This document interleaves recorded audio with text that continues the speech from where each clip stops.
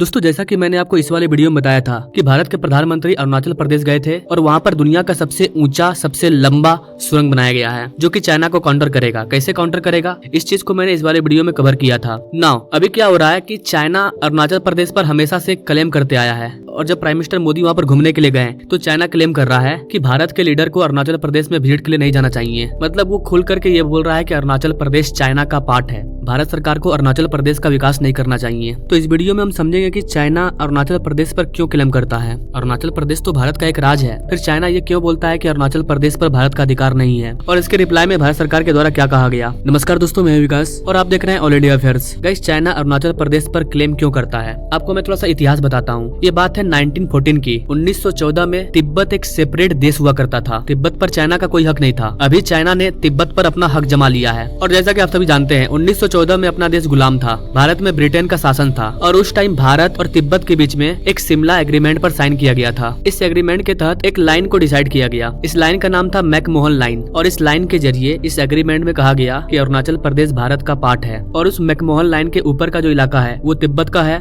और McMahon line के नीचे का जो इलाका है यानी कि अरुणाचल प्रदेश वो भारत की टेरिटरी है। यानी कि उस समय जो तिब्बत के शासक थे और भारत में जो ब्रिटिश थे उनके बीच में ये एग्रीमेंट हुआ था। इसके बाद करीबन 1950 के दौर में तिब्बत पर चाइना ने कब्जा कर लिया पूरी तरह से और तिब्बत चाइना में शामिल हो गया। और अब चाइना का कहना है कि ये जो अरुणाचल प्रदेश है ये साउथ वेस्ट तिब्बत है। पहली बात तो ये कि तिब्बत चाइना का है नहीं, चाइना ने तिब्बत पर कब्जा किया है और अब जो अरुणाचल प्रदेश भारत का है उसे वो अपना बता रहा है। और चाइना का कहना है कि तिब्बत और भारत के बीच में जो भी एग्रीमेंट हुआ था वो गलत था क्योंकि तिब्बत हमारा है। गाइस, अगर इसके और पहले जाएंगे तो आपको अखंड भारत देखने को मिलेगा जिसमें आप जितना भी देख रहे हैं म्यांमार वगैरह सब भारत का पार्ट हुआ करता था। खैर उतना इतिहास में नहीं जाना है। अभी की अगर बात करें तो चाइना इसी रीजन की वजह से अरुणाचल प्रदेश पर हमेशा क्लेम करता है कि ये हमारा पार्ट है। दूसरी ओर जम्मू कश्मीर में जो अक्साई चाइना है उस पर तो चाइना ने कब्जा कर ही लिया है और इधर अरुणाचल प्रदेश पर भी कब्जा करना चाहता है। लेकिन अरुणाचल प्रदेश भारत का पार्ट है। भारत सरकार उस इलाके को पूरी तरह से डेवलप कर रही है ताकि कल को वॉर हो तो हम पूरी तरह से तैयार रहें। आज से करीबन 1-1.5 साल पहले चाइना ने एक नया मैप जारी किया था जिसमें उसने भारत के अरुणाचल प्रदेश के कुछ पार्ट को अपना बताया था,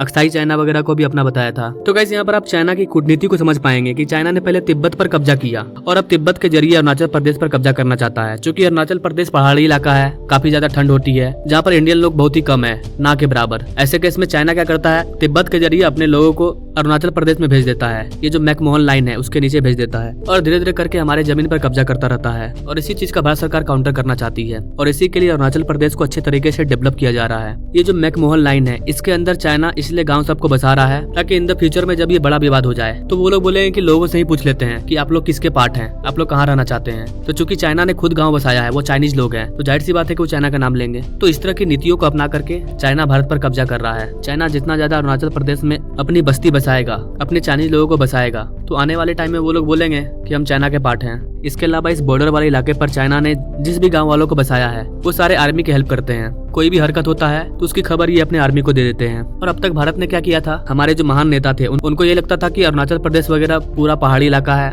इधर कोई चाइनीज नहीं आएगा और यही कहा कि उन्होंने बॉर्डर वाले इलाकों का विकास ही नहीं किया, जंगल छोड़ दिया, पहाड़ी छोड़ दिया। और दूसरी तरफ चाइना ने अच्छे से बस्ती बसा दिया, पूरे चाइनीज लोगों को बसा दिया है, उनको पूरी सुविधा दे रहा है, पूरी तरह से डेवलप कर दिया है और वो लोग चाइना का साथ देते हैं। वहीं भारत के बॉर्डर की बात कीजिए, भारत के बॉर्डर के पास जो भी लोग हैं वो भारत सरकार का साथ नहीं देते हैं क्योंकि भारत सरकार ने कभी उसका विकास ही नहीं किया था और अभी सरकार विकास कर रही है। तो चाइना कूटनीतियां फैला रहा है और लोगों को भड़का रहा है। ये इंडिया चाइना बॉर्डर का फोटो है जिससे सैटेलाइट से लिया गया है। यहाँ पर आप देख सकते हैं चाइना किस तरह से यहाँ पर विलेज वगैरह को बसा दिया है और इसी को चाइना की सलामी पॉलिसी कहते हैं। वो एक बार में कुछ नहीं करेगा, धीरे धीरे करेगा, धीरे धीरे। पहले तिब्बत पे कब्जा किया, उधर ताइवान पे करने वाला है, जम्मू कश्मीर में जो अक्साई चाइना है वहाँ उसने कब्जा कर लिया, अब धीरे धीरे अरुणाचल प्रदेश के मैकमोहन लाइन के अंदर आ गया है और इस तरह करते करते करते करते चाइना अपने एरिया का विस्तार कर रहा है। और चाइना में सरकार बहुत कम चेंज होती है, एक सरकार है एक मन। भारत में सालों भर इलेक्शन होता है, नेता आपस में लड़ते रहते हैं और चाइना के पास स्टेबल गवर्नमेंट है तो वो लगातार ग्रो कर रहा है। तो चाइना के इसी कूटनीति का काउंटर करने के लिए भारत सरकार अरुणाचल प्रदेश को ग्रो कर रही है,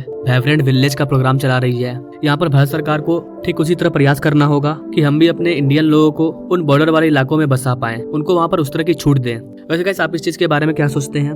भारत सरकार को किस तरह से इन बॉर्डर वाले इलाकों को डेवलप करना चाहिए कि चाइना के कूटनीति का जल्द से जल्द काउंटर हो सके। Now thank you for watching. मिलते हैं अगले वीडियो में एक नई जानकारी के साथ, तब तक के लिए जय हिंद।